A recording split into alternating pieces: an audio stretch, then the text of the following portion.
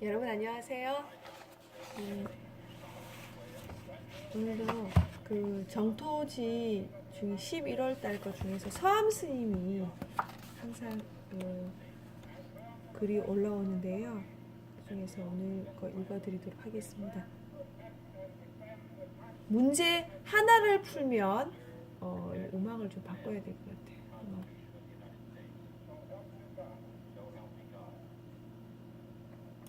네, 죄송합니다. 음악을 좀 바꿔야 될 것 같아서. 문제 하나를 풀면 우주 전체가 풀리지요. 읽어드리도록 하겠습니다. 불법을 공부하며 포교도 하고 사회적 실천을 한다고는 하지만 뭔가 체계가 잡히지 않으며 보통 사람들에게 잘 받아들여지지 않는다는 생각입니다.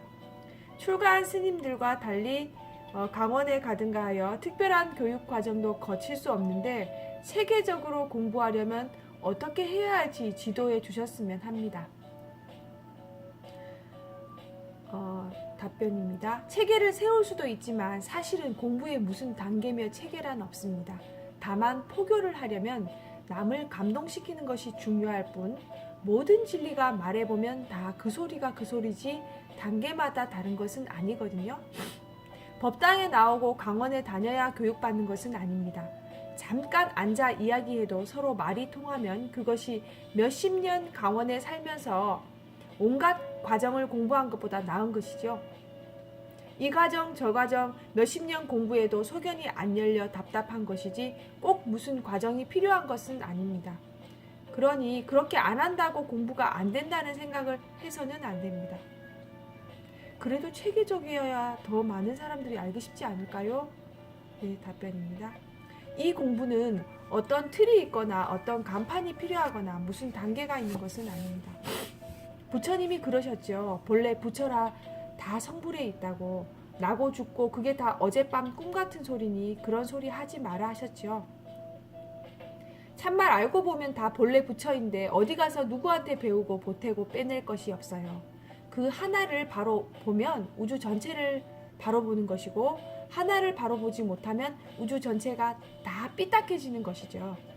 그러니 이 법이란 것이 어디 따로 있는 것이 아니요. 강원에 가서 배우고 해야 되는 것이 아닙니다.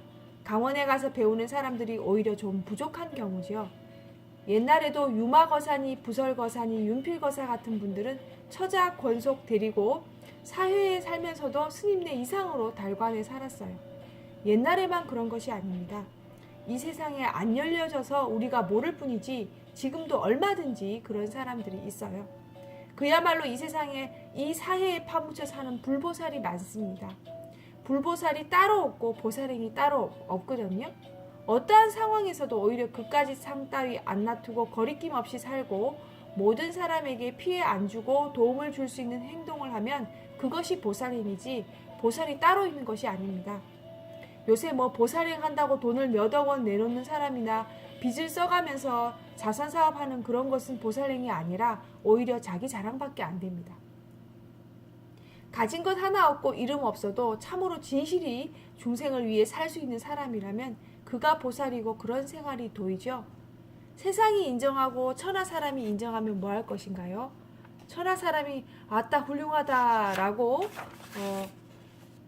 칭찬한다고 그 사람한테 털어 끝 하나 보태주는 것이 아닙니다.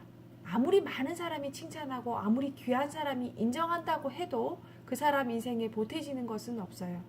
사람들마다 자기 안목대로 보는 것이라 그것이 무슨 한 푼어치 가치가 있겠는가 말입니다. 오히려 욕 얻어먹고 사는 사람이 참으로 보살행을 더 잘하고 있는 경우가 많아요. 욕을 얻어먹어도 사실은 뜻이 있는 사람이 있지요. 다시 말하지만 불법이란 것이 따로 있는 것이 아닙니다. 그래서 불법이라 그러면 불법이 아니라 했습니다. 모든 중생이 고통에서 벗어나 안심하고 살 수 있는 방향으로 하면 그것이 불법이지 불법이 따로 있어 저 팔만대장경에 보태지는 것이 아닙니다. 자기 인생이 쾌활하고 옆 사람에게도 도움을 줄 수 있는 그것이 대자대비 아닙니까? 그러니까 어느 시대에 어떻게 나든지 자기가 헤매지 않고 살면서 중생들을 돕고 산다면 그것이 보살행이지 아무리 찾아도 다른 것은 없어요. 그런 것에 이름을 붙여서 부처님 법을 잘 따랐다, 남을 위하고 잘 살았다고 말할 뿐입니다. 모든 사람에게 도움이 되는 바른 일을 하면 그것이 불법입니다.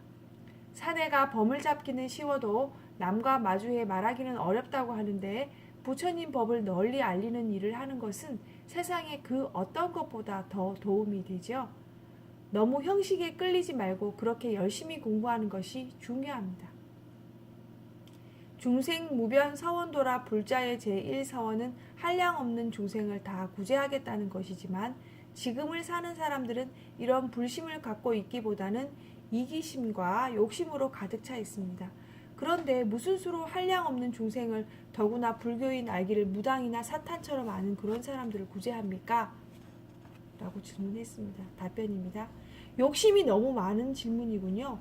다 구제하면 좋은데 그게 전부 자업자득이라 쉽지 않습니다. 그러니까 우리에게 일거리가 많죠. 어떻게 해서든 한없는 지옥세계를 구제하려는 원력을 가지고 공부하는 것입니다. 그것밖에 또 무슨 할 일이 있나요? 결국은 모두 다 성불해야 이 일이 끝나요. 이 일에는 단 한 사람이라도 중요합니다. 한 사람을 제도에 맞추는 것이 큰 일이고 자신을 제도하는 것이 전 세계를 제도하는 그런 이치가 있어요.